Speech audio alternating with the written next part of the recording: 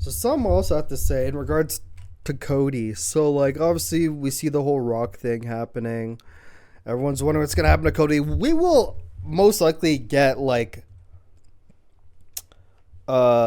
decisive conclusion on what's gonna happen after the Royal Rumble. But for now everyone's guessing, everyone's speculating. I feel like once we find out who's gonna win the Royal Rumble, and I mean I guess like if CM Punk wins, like then it goes to the Elimination Chamber. We have to wait till the chamber. But we should have a better idea after the Rumble what happens. But someone I mentioned about Cody is like, so there's a lot of back and forth. Should like The Rock take his spot? Like, is Cody gonna be able to finish the story? So my opinion on it is I feel, so this is my 2024 prediction actually, is I have a strange feeling that they are going to allow and make or want Roman Reigns to beat Hulk Hogan's 1473 record, which would involve him holding the title till September 2024. And but the one counter to this is if Cody ends up being in the main event against Roman and it's not The Rock, then Cody's going to win. So that's not going to happen. So like my prediction solely depends on if it's The Rock or not, you know? Because Roman's not going to lose the title in Saudi. He could lose at SummerSlam. But the next time he faces Cody, he's going to lose. But if The Rock gets the match at Mania, I feel like they're just going to be like, fuck it, we can hold this off until Survivor Series. He might lose that title at Survivor Series because like September, there's not really an October pay-per-view they'd probably put him on. They're probably not just going to make him lose right after September. Like, okay, you beat the record, next day you're losing.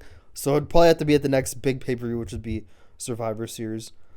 But, so like, something I want to bring about Cody is, I think Cody is awesome. Like, nothing but great. Like, he's so smart in the PR with the appearances. Like, if you're talking about face of a company, like, great face of the company. He always knows the right things to say, all that stuff.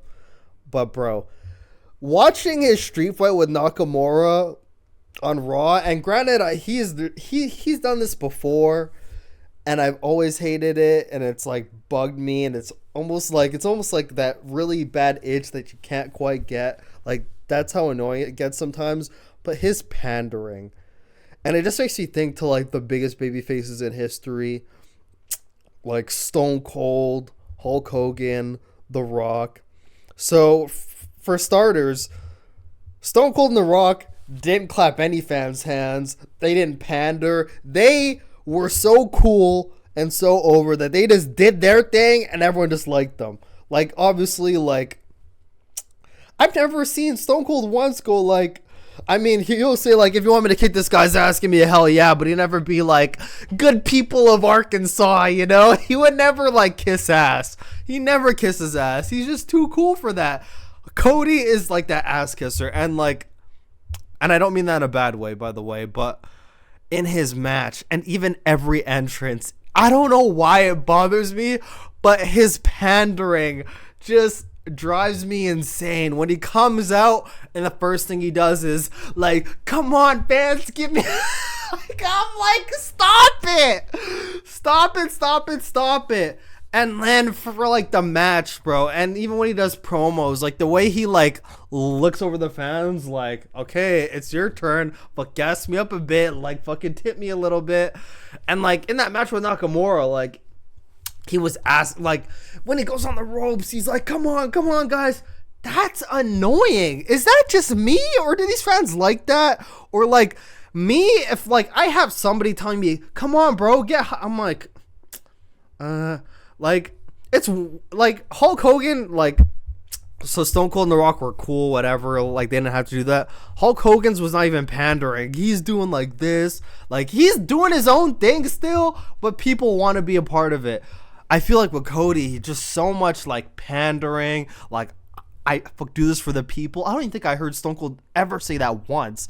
Like the biggest babyface in history, and never once said, I'm doing this for the fans. Like obviously he had like the fighting babyface spirit, whatever, all that good stuff you're supposed to have, but there was no pandering. Like, you don't need to pander. Like, you just have to be cool, be a good person, show fighting spirit, and the fans just get behind you. The second you have to ask fans for energy, like, and Hulk Hogan, when he did his pop-up, it's him doing it in his, like, own world.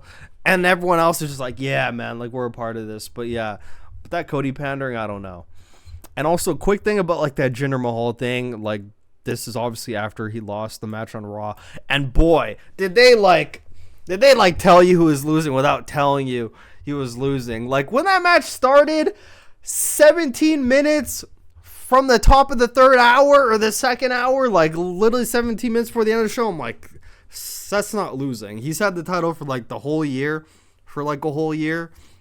He's not going to lose it in a 15-minute match. Like, the second they did that, because, like, at, like, 2:23, like, 2 hours and 23 minutes into the show, when they're like, Rollins and Jinder Mahal is up next. They come back from commercial. It's Shayna Baszler and Zoe Starks against Natalya and fucking Tegan Nox. I'm like, what the fuck? And that match goes until, like, 40. And then they bring out Jinder Mahal. And it's, like, 2:43. And they go to commercial. They come back. Seth Rollins does his entrance. There's, like, 16 minutes left. I'm like, what the fuck? Like, just telling us he's losing without fucking telling us right there. But I wanted to bring up, so, like, that whole, like, thing that was happening on Twitter with Jinder Mahal, I don't even like talking about that stuff. I actually, like, stay as far away from that stuff as possible. It's really just annoying. All these stupid opinions, all that stuff. But, like, so Tony did have a valid point. He didn't win a match in, like, 18 months, and he's getting a shot. And he's comparing that to Hook, who's, like, 25-1. But, in my opinion, like, if you're a former world champion, it's like Hangman Page. Hangman Page lost 2 matches in a row to Swerve, and he's, like, putting himself in the title picture. And it's because he was a former champion.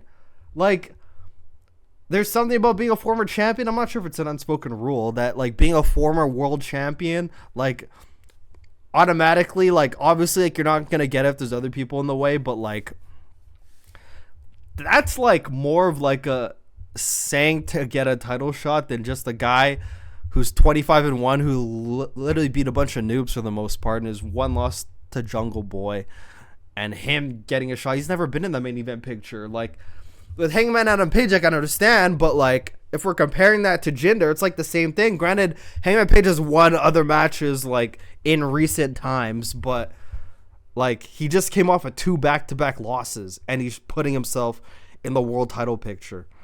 So, you know, whatever.